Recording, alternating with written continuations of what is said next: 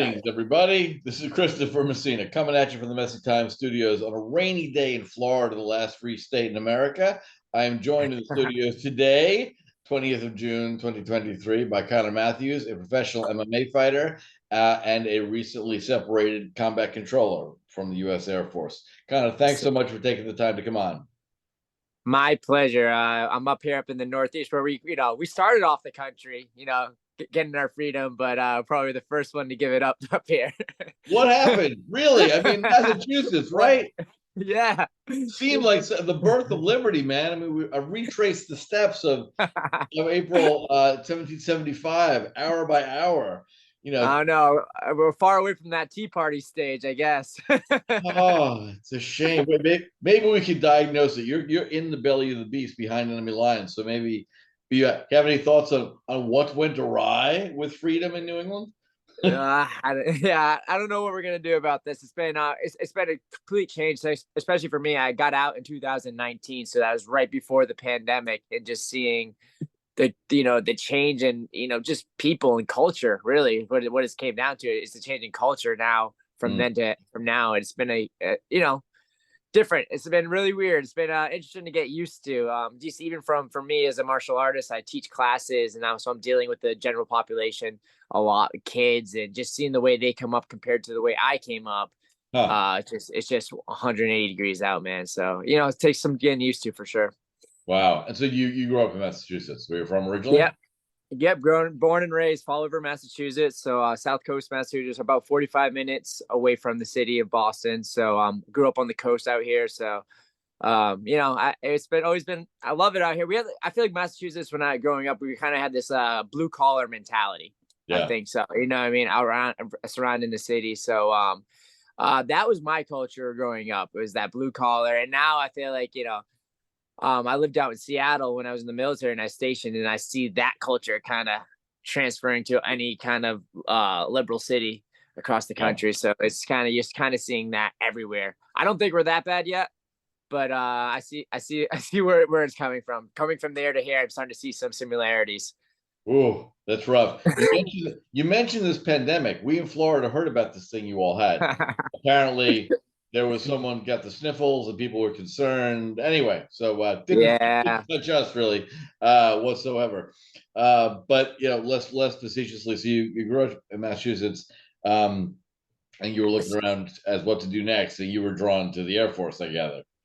Yeah, so actually my father's a college professor and a lawyer. So he's big into education. So when I first got my original whole plan was to play hockey in college. That was my initial goal. So I was a very competitive hockey player growing up, played junior hockey, and I my last game of my senior year, somebody dumped the puck, went down to the corner, went to go hit a kid. The kid tripped. I fell over the kid and I blew out my shoulder. So Ooh.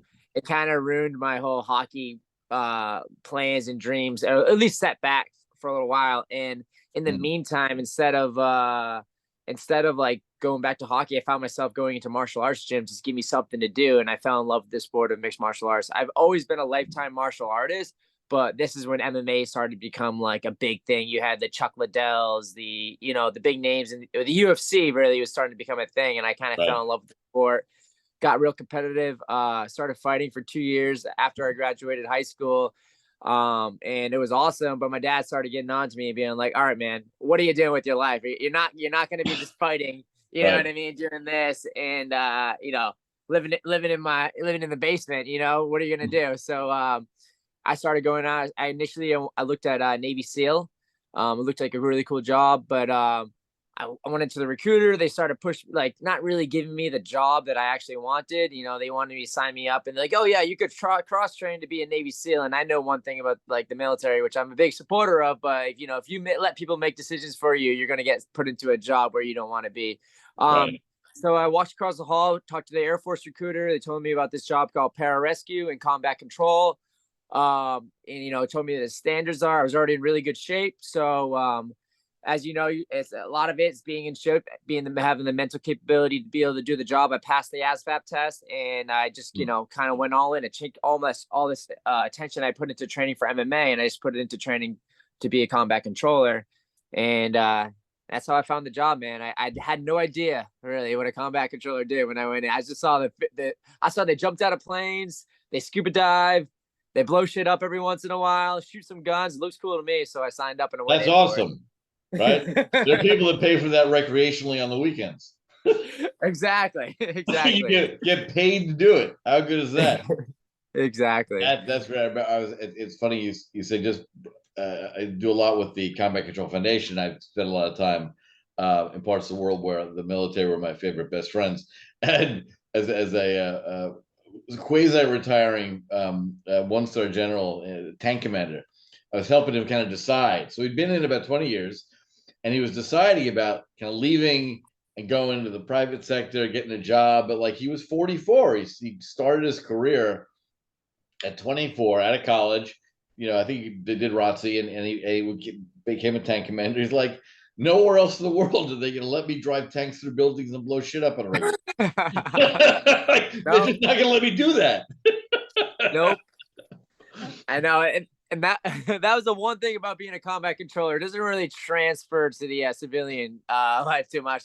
You're not calling in airstrikes as a civilian too much. Sadly, if you look at some of the state of some of our dilapidated cities, that might be the most. They talk about how expensive it is to level areas of blight. I don't know. It sounds like what, 4 or 5 bombs from 20,000 feet. Anyway, yeah. without suggesting we bomb the United States, I'm not suggesting that at all. I'm talking about urban renewal. So, Yeah. far less facetiously, what was it that you found? You kind of I don't know, stumbled into is the right word, but we described it like as you Kind of got. was. That's fair enough. That's some of the best decisions in life happen kind of Yeah. right.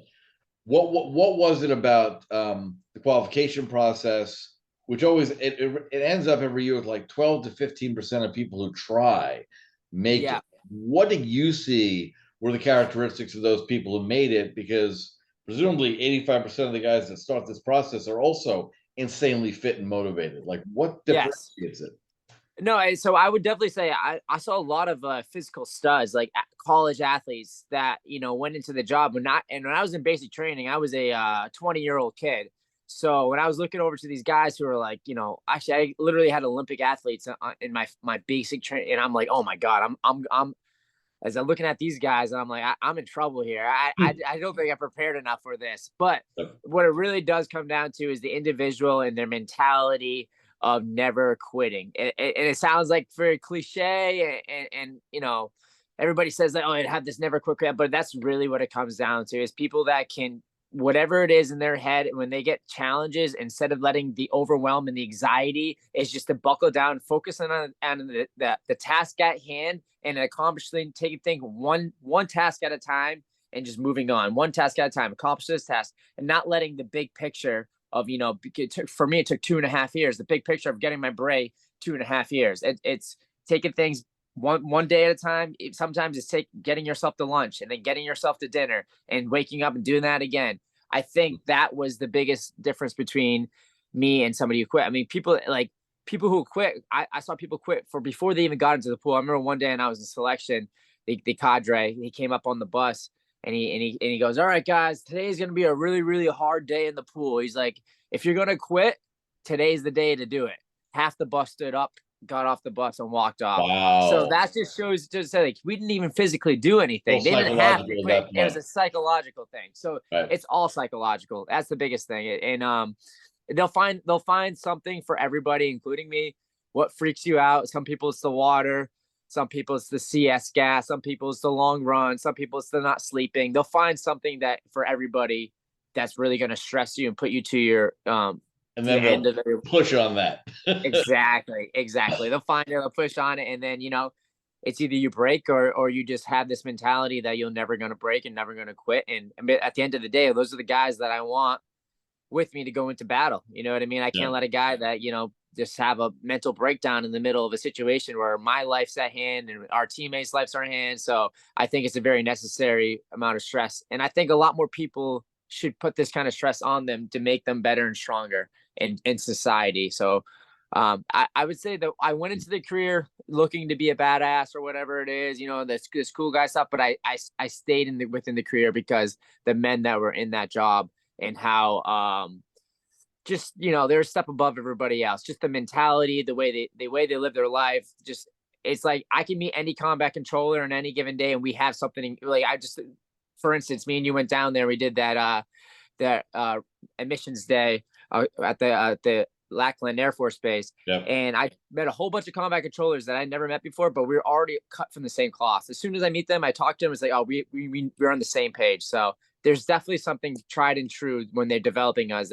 There's something that they figured out, and it's definitely special. That's awesome, and I try to convey to a lot of civilians who have no contact with the military in any way, shape, Right. no family members, no professional interaction at all, and try to convey like the severely qualitative difference of what the American military strives to achieve over and against, say, the Russian military, which is buck privates and officers. Officers disdain the grunts, and Yeah. the results show it. I mean, they've sustained more casualties in Ukraine getting picked off by grandmas with World War II rifles than they did in Afghanistan. So there's, the numbers don't matter. No, they don't. It matters. And it was fascinating to watch the pool work, especially, right? Because for a lot of folks, see, that's where they wash out. One of our mutual friends, Kyle, who had a long career in combat control, and he laughed. He's a funny guy. He's a very competent guy. A huge amount of respect for him. But he jokes. He says that he came from a part of the country where he didn't grow up in the ocean. It wasn't like he grew up in New York or Massachusetts. Like, was familiar with the water. And he got to the pool edge, and he was so terrified he forgot the words "I quit," so he jumped in. Which I thought was beautiful. Yes. Trying to convey to people what the training looked like. We were at this day a couple of weeks ago, and kind of watching Kaja go through. And in the pool work, right, even for those people who swim, it was fascinating because the first other commanders told me, today we're going to practice drowning, which I love. But it's all about, it's swimming is one thing, swimming in bad conditions is another. Swimming in a zone where people are trying to kill you is an entirely different thing, right? The sharks are the least of your worries. And watching them force, as you say, you focus on each task and you control that panic. Because every human, we are not water creatures. And I grew up in the water. I'm comfortable in the water. I remember the first time I suffered like drowning panic. Yeah. And it is overwhelming, right? So to have someone there holding his hand on your breathing tube, pushing you underwater, it was really impressive to watch. That there's clearly a method to the madness, right? Because if you can't control your panic, you're going to be useless to your teammates. And that's what they're winnowing out. 1,000%. And it's transferable outside of the pool. Like for me, as a professional fighter now, I think it's my superpower. Is like, because I fought before I went to the military, and I fought after I got to the military. And I remember my fights before I joined the military. I remember it was like looking through a straw. Anyway, there was just me and the guy. I saw nothing around, and it was a fight or flight, just panic. And yes, I was fighting for my life, but it was tunnel vision fighting. Yeah, I didn't remember what happened in the fight after I got out of the fight.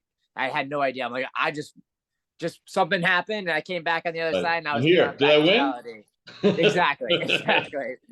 And now vice versa is on the outside. I see how calm and relaxed I can listen to my corner. I can hear people in the crowd. I can just take that step back, stay calm, and control my nerves and perform and do the task at hand and what I need to do. So, I mean, and I contribute that back to the WaterCon sessions. Really, is when when they're drowning you. I think that's the number one. There's one thing you need to live, right? What do you need the most is air. And they take that away from you. And now try to stay calm in those situations. I'm a huge believer in it. So it was definitely, I'm so happy that I stumbled into, I'm not really like, I'm not one of these people that say like things happen for a reason, but for me, for what I'm doing right now, it seemed like the things I did without even planning it happened for a reason to make me the person I am today. Sure. And how many years were you active? I was there 6 years. So that's great. 2.5 of those were training, because I did take a washback at dive school, and I took a washback at ATC. So I got hurt halfway. I went home, did some jiu-jitsu with my old friends, you know what I mean, on leave, and I blew out my knee, which was stupid. So that sent me back. So I had to finish the second portion of the pipeline with like I didn't really have time. If you wash back too many classes, you're done. You know what I mean? Right. You're not making it. So I kind of had to like hurry up to get myself back together. And I think nowadays, the way I've seen them doing training, I think I would have been just fine with all the new technologies Oh, they put into the recovery in the facilities. I mean, I understand it and I love it. You know, it was a lot different the way we went through. They kind of just like shut up and you just deal with this eat the pain. exactly. And now they're being a lot smarter about it, just because they spend a lot of money invested into training these guys up, but you don't want these guys to get hurt Yeah. when they could be great operators, but they're getting broken going through the pipeline. So I understand what they're doing now, but back when I went there, it wasn't like that. It's a little more country club now, and it was Yes. fascinating to watch. Right, again, from a taxpayer's perspective, right? We're spending Yes. all this money, and we actually had a discussion about this with with Ken, the psychiatrist I invited along on the weekend, right? So he's been a psychiatrist, diplomat for military, for State Department, for intelligence agencies, and we touched on this that part of the paradox is we're creating super warriors out of driven individuals who by definition are driven, right? Yeah. And their default mode is suck it up, right? And so even when they need help, there's also the paradox: if you ask for help, that might put you on a list for your commanding officers, like, well, is he ready for the mission, right? So you've got this weird Yeah. dynamic of objectively we want to make sure that everyone's perfectly fit, and if an injury occurs, right? And so we got that entire structure now of doctors and Yeah. nutritionists, but there's still this lingering notion of, good God, they've got Tempur-Pedic mattresses. What the hell? Yeah, I know. It is funny, but like that mentality you're talking about does fall on to later on in their careers, where I see there is a takeaway from it is, guys, I mean, when they're struggling with mental issues of going, I know kids 6, 7, 8 back-to-back deployments, you know what I mean? So then they don't have time to recover and decompress and take those things into their brain and ask for help because they don't want to get put on the list where they said, hey, we're not able to push out and you go on the mission. Our whole thing is put the mission before yourself. So that's what we as drilled into us, and that's why we are as good as we are. And it's a necessary skill, but at that cost, there's definitely it comes at a cost. I mean, putting the mission first when you're not mentally right and you're not, after 8 deployments and compressing of this, people have these mental issues and they end up taking their own life or, you know what I mean? I think it's terrible, but it's a hard situation. It's a hard line to find where, what kind of people do we want? Do we want people that are going to ask for help all the time and they're maybe not as mentally strong, or do we want these guys that never want any help and are mentally strong, but they're going to have the mental scars and from later on. So it's definitely a hard, line to it's a hard line. The best sort of answer I ever heard to that was a colonel who was at SOCOM. So he oversaw a lot of different special operations deployments. And his comment was, every single one of my guys is a thoroughbred prone to action who wants to go. Yeah. My job, like someone who's training horses for the Preakness Stakes, is to know when they need to rest, because they're never going to ask for rest ever. Yes. I have to enforce rest. And it was a fascinating comment because that's how he bridged it. He said, this is what the hierarchy of command is for. I've got guys who will do nothing but be deployed, come back, take a shower, and want to go again. And he's like, I have to tell them not to. And maybe that's the balancing act, because you yourself aren't going to make the decision. And that's it. I totally agree with you. And I see that from now as a coach, as martial arts coaches. I want the guys in the gym that I have to kick them out of the gym and be like, hey, you can't come in today because they show up every day. You were here 6 hours yesterday, go home. Exactly. So that's 100%. That is the right mentality. They're the ones that need to be fixing that. So, I think nowadays we are seeing a lot of different things using plant medicine and other reasons for guys who are coming back to, to fix these problems. And I think there's a lot more awareness than we have had in any point of our history of our country, including Vietnam. And I know that it's sitting from the position of the Combat Control Foundation, and also knowing how other board members and other related foundations look at things. I mean, that's part of our whole goal, right? Is how do we make sure that those who have chosen this and who have sacrificed an enormous amount for our nation get exactly what they need, right? And Yeah. that I have found fascinating looking at this from just statistical standpoint. All the military Yeah. branches and UK, Israel, many have poured untold millions of dollars into research, and they still have very little predictability. You get an incoming class of 100, as you said. You're looking at Olympic athletes coming into your cohort Yeah. and predicting not only who's going to make it, which they are not very good at guessing or predicting, Nope.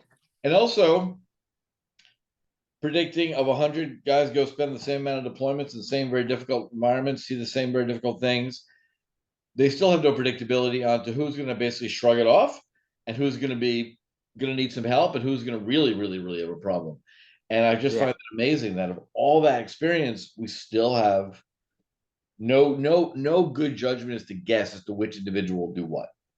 I do agree with that, but one thing I have noticed going through, like if you look at it's like 22 veterans kill themselves a day is it's a statistic. Yeah. But if you think about, there's not that many veterans see combat, so it's interesting to me to see that, and I feel like as a combat controller, I mean, only a small percentage of us end up killing themselves through suicide and and struggling to that issues. I feel like since they train us up to such a high level, you're going to see less special operations members, succumb to the challenges of depression or PTSD or whatever it is, and then but you see it broadly across the military in general, guys who actually probably didn't get as much combat experiences as taking their lives. So I think that the way that the stress and stuff, all that training they put into us is keeping us alive and keeping us better, comparatively to other conventional style military members. So that's one thing I do think.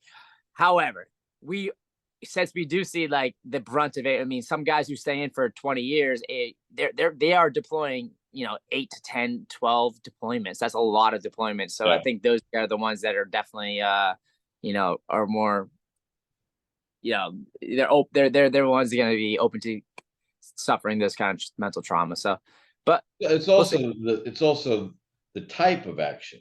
There's yes, one thing running a howitzer from 3 miles away and pulling a lever and a shell fires versus something a lot more up close and personal, which is going to be a lot more traumatizing. And it's funny. Right. I know that everyone, I have no judgment on this, and I understand the phrase, but I was long ago persuaded to drop the T out of PTS, because every human being going through combat, especially kind of very close combat, you're going to get, that's post-traumatic stress. It's not a disorder. To call it a disorder makes it sound like something wrong with you. Nothing wrong with you. No, you're right. Sociopaths and psychopaths have no post-traumatic stress because they don't care about people. Yes, that's very true. Yes, period. If you go through that, that's it, right? I mean, it's not even remotely close, but walking away from the Twin Towers and they fell was very stressful. Do I think it's a disorder? So were you were in New York when the Twin Towers went down? Yep. Wow. So again, it's not remotely the same, but if you're involved in a traumatic event, it affects you. I wouldn't call being affected by that a disorder. I'd call it normal. But anyway. So outside of that, so you decided to kind of leave the military full time. Was it with the focus of like I'm really getting back, I want to go straight for MMA, or was it more of a happenstance again? I was really committed on the whole MMA thing. So when I was in Afghanistan, actually I was in 2017 to 2018 when I was leaving with Chuck Edwards, who we had dinner with. Oh yeah. And they were in there. So that's right when Trump took office. So when Trump took office, the handcuffs came off. We were allowed to go out and do missions that we've been holding up for the last 8 years before that they weren't able to push out and go do. So so it was kind of a good time to be an operator and do the job. It was a good time to be over there, but we pushed out and we were doing missions. When I came back from that, I went through a breakup. I lost a good friend, George Hernandez. I was kind of in a dark spot. So I started using martial arts like I always did to help me cope with, any kind of mental disorders or stress or anything I had, I always use any time in my life, whenever I was struggling with something, even in high school, if I broke up with my girlfriend or something like that, I use martial arts to kind of help me with those kind of issues. A lot better than drinking beer. Exactly. That's the thing. You have to be healthy with martial to train and fight. It gives me a goal and something like I can't drink. I got to eat right. I got to do everything just so I can make weight to train and compete in my fight. It just keeps my mind really focused. Sure. And for me as an ADHD kid, I'm all over the place. So that's something that I've always had to help me keep the bumpers and the guide rails for me to stay focused on something. So I took 3 fights when I came back while I was active duty, still in the Air Force. I told my squadron, I was like, hey, I'm thinking I'm going to be going to get out. And they're like, all right, yeah, cool. So they were really cool about letting me train. I was taking college classes, and I was still planning for the future, but I started fighting. And in some reason, I think because of my training, I got a lot better way faster than I did in any portion of my life. I mean, I've been training martial arts since I was 5 years old, so I've been pretty consistent with it, but like I got way better than I've ever been. And I think it's just the focus and the mental, all the mental thing I learned through being a combat controller. And so I took my 3 fights. I did pretty well. And then when I decided to move back to Boston, I was like, all right, I think I'm just going to make a run at this and go professional. Nice. So I did. I went home. I took my first professional fight. I knocked a guy out in 7 seconds. And I think I knew so that was a fairly definitive bout. There was no doubt among the judges on that. Yeah, I think I'm onto something here, and I'm passionate about it, and I love it. So that's been my main goal ever since I came back. I got very involved with teaching. I started a gym. So pandemic's was pretty tough for the fighting thing. What I did do during the pandemic is I lived on a farm. So you're for up here. We had these rules that all the gyms closed down. Nobody was allowed to train inside. There was gyms getting fined for letting people. It was insane. Like so. One of my instructor, coach Joe Lozon, who was a UFC fighter, pretty well known UFC fighter, he let me take his mats and I put them at the farm. So the farm I was staying at does weddings. So they have a big pavilion over the wedding. So open sides, That's great. If air stops COVID, whatever. But nobody was. You didn't have the holy plexiglass protecting you. Square in front of you with the bank teller. We'd fight with just plexiglass in front of us.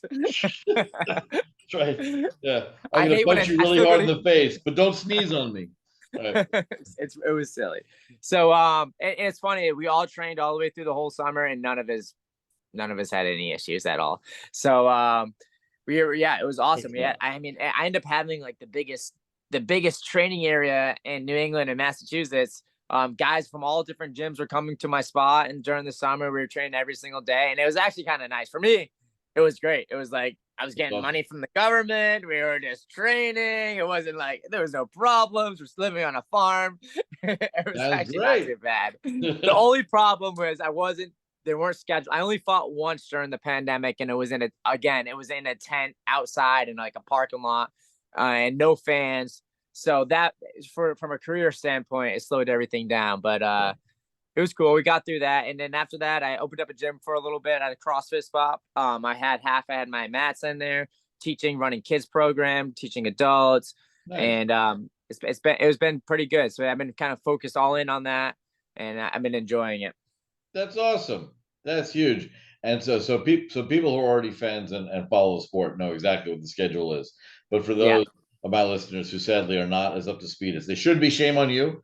Where do they go? I'll put a link down below. But I guess there are a bunch of is it one league you're in, or are there a bunch of different? So right now I'm fighting for Dana White's Contender Series. So last summer I fought for it. So for Dana White's Contender Series, they usually have it's just for the summer. It's every Tuesday in the summer, Tuesday nights at like 7:00. They have 5 fights on the card, and Dana White it's his promotion, and he's the guy who owns or is the president of the UFC. Right. He gives out contracts to be in the league, to be in so the UFC is like the NFL, the top of the level. So last year I fought on Dana White's Contender Series. I had a war on it. It was a great fight. I ended up losing the fight, but it was a great fight, and I learned a lot about myself.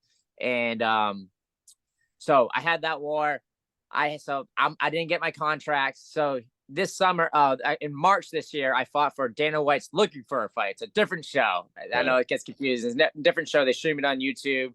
Tons of viewership. I fought on that. I was in the main event. I won that fight. So now I got invited to go back again this summer to fight for Dana White's Contender Series once again.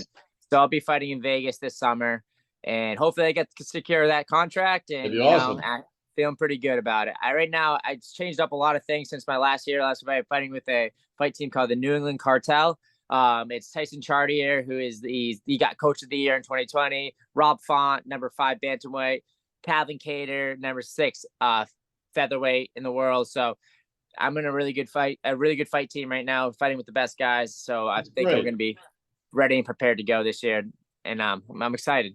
That's awesome. Well, I certainly look forward to at least getting to Vegas to see a fight. That'll be a lot of fun. That'll be awesome. All these are on network or cable or YouTube. They're all various platforms. ESPN. Yep, all on ESPN. Oh, all ESPN Plus. ESPN Plus. All right. There we go. You ever see the movie Dodgeball, where it was ESPN? Oh yeah, it's my favorite. if it's almost a sport, it's on the Ocho. I love that. Well, that's killer. Any sort, for those kids or listening, or anyone who's kind of interested in going down this road, what are your thoughts? How does your basic hyperactive young man, or mostly young men, but young women who want to get into MMA? What do they do? If you want to get into MMA, the biggest thing I'd go to is go find your local jiu-jitsu gym. So their jiu-jitsu is huge now. It's spreading across the country. So if you guys are interested, that's the number one most important thing you need to be a good MMA fighter is getting in your jiu-jitsu. And you find Muay Thai boxing, which are 2 striking disciplines. Those are going to help you get into. For anybody who's struggling out there with any kind of mental disorder, like I've always used martial arts to help me with anything, as any problems of having in my personal life. And I feel like a lot of people will find that. I think it's better than going to the gym where you get boring, or running, you know what I mean? Learning, focusing, and you're getting skills that are going to help you outside in life to feel, more confident and secure in yourself and in social environments. So I think that's a huge thing about martial arts, and it's helped me through my entire life, through my military, post-military. So I recommend that to anybody who has any interest in that. Oh, that's brilliant. So it's not merely, quote unquote, the exercise component. It is the focus and the structure, and it's not just, you're learning how to do one strike, you master that, or you master that, and then you move on. You learn new skills repeatedly, and that sort of concentration and focus, you find, what kind of just took you away, put you in the moment, made you focus on this right now, which kind of shoved everything else off to the side. Is that a fair way of looking at it? Exactly. I look at the way I look at it. People who their first time going into a jiu-jitsu class, it's gonna feel like this. It's pretty nerve-wracking, and it's kind of feels overwhelming. It's like taking somebody who doesn't know how to swim and just throw them in the pool and seeing what happens. That's what you're gonna feel like. I promise you that you're gonna feel pretty deflated and intimidated. But once you start figuring out and you learn those skills, and you start learning how to swim, it's gonna be the best thing for you. And it takes a while. It takes like 3 months to 6 months to even really start being able to play the game. So I highly recommend to anybody, it's going to help you in other areas of your life. And just for a quick thought, for those people who've done things like studied karate or aikido, which are kind of much more structured and focused on doing forms, kata, is it very different than that? Is jiu-jitsu much more grappling focused or less? Yes.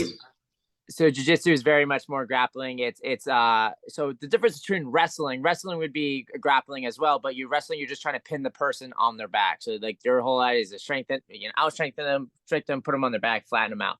Jiu-jitsu is we work from off our back, we work from all positions, and we're going for submission. So a submission would be a choke, a strangle, or trying to break somebody's arm or something. So, or a leg, or attacking the joints on somebody. So that's the difference. So you're learning submissions. And I think the thing about jiu-jitsu is designed for a smaller person to take down a bigger person back in Brazil, for Brazilian jiu-jitsu. So, it's good for all people. You'd be surprised what somebody who's, 300 pounds, and when I'm grappling them, what I can do to them. So it's definitely a good skill for anybody, females, smaller people, males, older people. It's definitely a skill for everybody. It's not just for people who are athletic fighters like myself. It's for everybody. For everybody.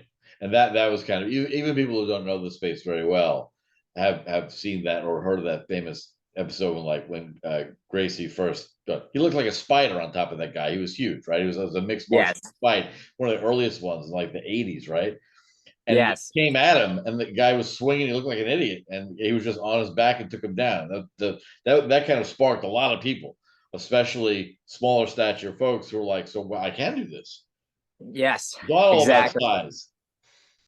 Technique, it's leverage. It's amazing what it can do. Cool. Final words of wisdom, thoughts that we didn't cover? Military, MMA, general, People's Republic of Massachusetts stand.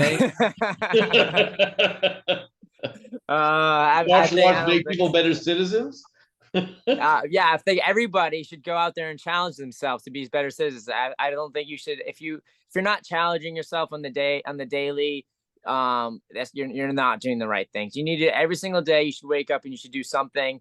Whether for me, like today, I got in an ice bath for 5 minutes because it sucks. I hate getting in the ice bath, but it's something a small little challenge that I accomplished to get done, and now I feel better after I did it. So I think whoever's out there is listening to me. If it's not fighting, it's not running, just find something that you have interest in and make it easier, but challenge yourself to be a better person. And I think it'll make you a better person and make you be nicer and better to the people around you.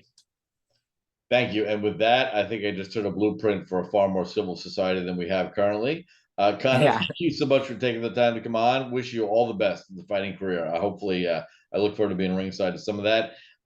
And to my normal, usual listeners, please remember to turn off the mainstream media who are lying to you and tune into Messy Times. Thanks so much. My pleasure. Learn what Bitcoin is, how it works, and why it matters. Bitcoin 101, your ultimate guide to the fundamentals of blockchain.